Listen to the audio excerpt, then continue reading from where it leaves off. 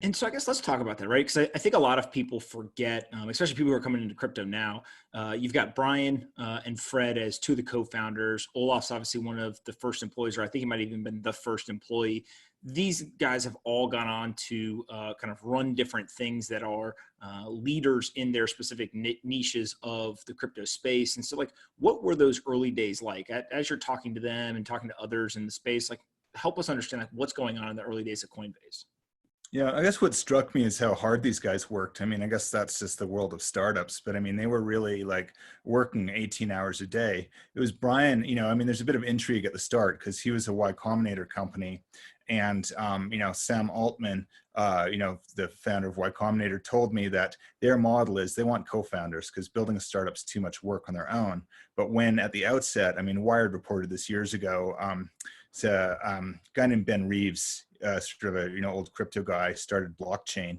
He and Brian entered Y Combinator as co-founders, but right on the cusp of starting, someone at Y Combinator whispered in Brian's ear, "Hey, you got to cut this guy loose," because there was an ideological division. Because Ben Reeves was like, "We can't, have a semi-centralized service. It's got to be," and then, but Brian was like, "Look, the whole point's making it easy, and we're, so basically." He booted his co-founder with the complicity of Y Combinator at the outset, built it up. But the reality is, he needed someone else. And a few months later, Fred Urson was a Goldman Sachs trader who got disillusioned by how technologically stupid Goldman was, moved to the West Coast, and just met Brian on Reddit. And then the two of them just busted their ass building it. Olaf Carlson-Wee, who of course now runs Polychain, he was a freaking lumberjack. I mean, he's sort of a character. He was working in the state of Washington like as a lumberjack, and he was really into Bitcoin. And he turned up in San Francisco and said, "Hey guys, can I work for you?" And that's how they started. Real sort of synergy there. They added another engineer named Greg Hamill, and then Charlie Lee, who of course is famous for Litecoin, and that was the original team. And there's something about when you have people who mesh like that and work hard together, and that's, I think, how they launched it.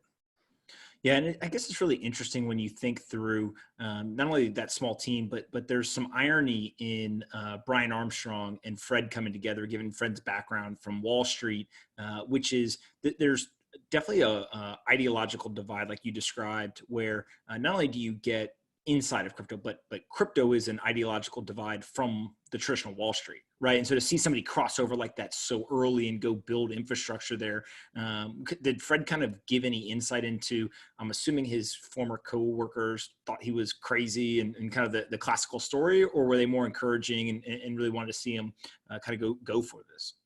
No, he was disillusioned because he was, in Goldman, and he was a trader, but he had a real, he's got a real talent for software. And obviously he realized where, this was, I think, when would this be, like, yeah, 2012, 2013, where there would have been the last of the floor traders, and the culture of, those firms is like liar's poker. It's, kind of like big athletic dudes who, shout each other down in a pit. Whereas, all the while, the guys who could build algos were, coming in.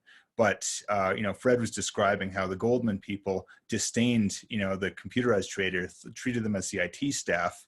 And, he just saw where the future was going, in his words, but obviously he's turned out to be right.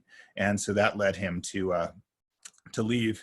And it's funny. So apparently his coworkers were like, haha, what's that? Or, I don't know if he knew he was going to do crypto, but when he got into Coinbase, he went to his former manager, the one guy who did get tech, and was like, "Hey, do you want to buy an early chunk of Coinbase for $25,000? And, obviously that guy's sitting very pretty right now.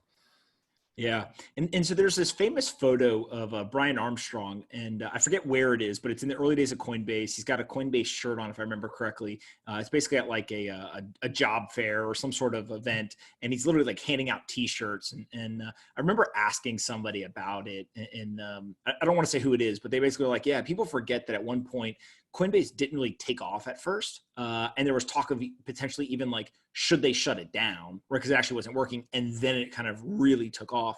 And so kind of how, when you were writing the book, like how did you think about the various phases of the company and kind of that, hard work overlaid with this, just the psychological toll it takes on a founder working on something that not only is just hard to build a company, but it's also in this industry that kind of sort of existed, but not a lot of people really recognized it, you know, in 2014 and things like that.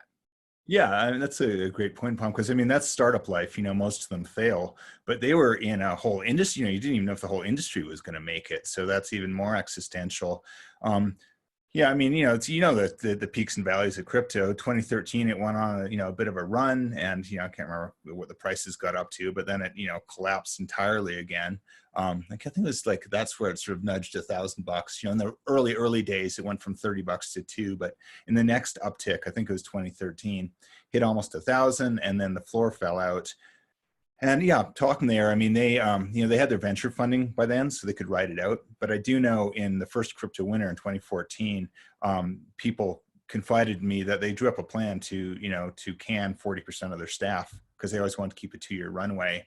And then, you know, just as happens ever so often, then the prices started ticking up again and they were able to hold on. So it's, you know, it's a series of events like that. And I think it's true to this day. You know, you'll have these, you know, massive frenzies of trading and all the exchanges, you know, make a bunch of money, and then things go really quiet and, you know, things shut down, things get acquired, people get laid off. But, you know, here we are again.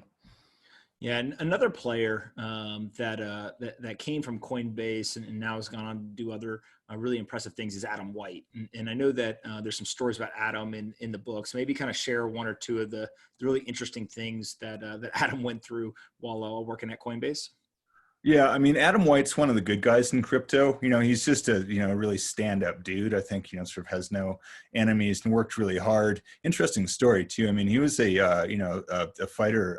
You know, he's a fighter pilot in the Air Force, and you know, so he served his country and then went to come back to Harvard Business School. Took him to, you know, and he's so humble. He admitted it took him 2 tries to get in. He got rejected. He, you know, wrote and rewrote his application, got in, and around then he got into Bitcoin. And it's sort of funny that he, you know, he tried to write about this at Harvard Business School, and they're like, no, this is fringe, this is flaky. So, and you know, this is complete self-promotion. I think it's awesome. The my book's coming out in print. It's out in audio right now, but it'll be out in print in December, and the publisher is Harvard Business Review. So it just sort of shows how far things come. But you know, Adam, yeah, he was basically the sales guy. He, you know, he busts his ass to go and get people to sign up to take, you know, merchants, you know, and his challenge was Fred Urson told him, you know, sign up like, you know, $10 billion companies, and he did, which is amazing. But unfortunately, you know, as we learned, you know, that never was Bitcoin's game, you know, because remember there was this time where everyone thought, oh, people are going to pay with Bitcoin, merchants want Bitcoin, and so he signed all these people up, but you know, then obviously not much came of that. But my favorite story with Adam is later in the game, and sort of around I think 2016, around there, when things were taken off. Brian Armstrong, Coinbase, sent him as an emissary to New York, you know, because he's kind of a like buttoned down, so you know, he looks the part. He looks like a banker, and he's like, go get some of these like old school, you know, firms on board. So he gets a meeting with Cantor Fitzgerald, which, you know, is sort of as like classic Wall Street as you can get. You know, we're talking like scotch and three-piece suits and steakhouses, and you know, so he goes to meet, he gets the meeting, and he shows up on his own, and the CEO of Cantor Fitzgerald comes with like 10 guys, and Adam has no tie on, and his title was like general manager, and they start mocking him, saying like, what's a general manager, you gonna get my coffee? And he basically got laughed out of the room, you know.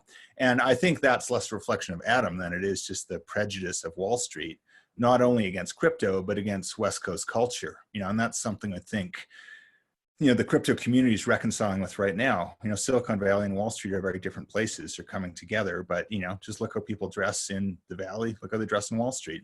And, you know, culture is a big part of companies, a big part of industries, and that's what we're seeing right now.